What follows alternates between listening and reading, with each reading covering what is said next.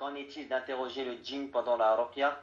Car j'ai entendu certains dire que c'était une forme de shirk, car c'est une demande d'aide, et d'autres dire que cela permet de savoir pourquoi il lui fait du mal. Jazakumullahu khairan, Cheikh. Wa alaykoum salam wa barakatuh. En principe, on n'interroge pas le djinn. S'il parle, on le laisse parler, on ne le croit pas. Mais on peut vérifier. On peut vérifier s'il a dit vrai ou pas. Mais c'est pas la peine de lui poser des questions. Où est le sihr, où est cela.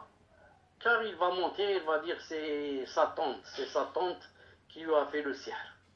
Ensuite, il va être la cause de la rupture, donc de lien entre cette sœur et sa tante par exemple. Cette famille et cette famille, ils vont plus parler. Et comme ça, alors qu'il a menti. Non. Donc, quant à dire, j'ai entendu certains dire que c'est une forme de shirk, car c'est une demande d'aide. Non.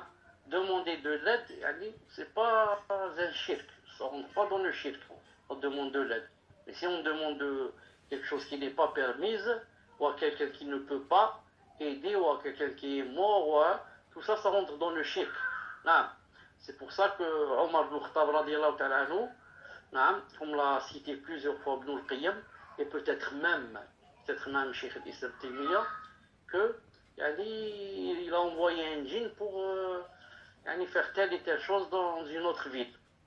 Dans une autre ville, faire telle et telle chose comme mission, faire telle et telle chose, et donc c'est une aide ça, c'est une aide, je te demande d'aller faire telle et telle chose. Mais comme j'ai dit, pour les questions, il faut éviter au maximum, bi'idlahi ta'ala. Tfadlal.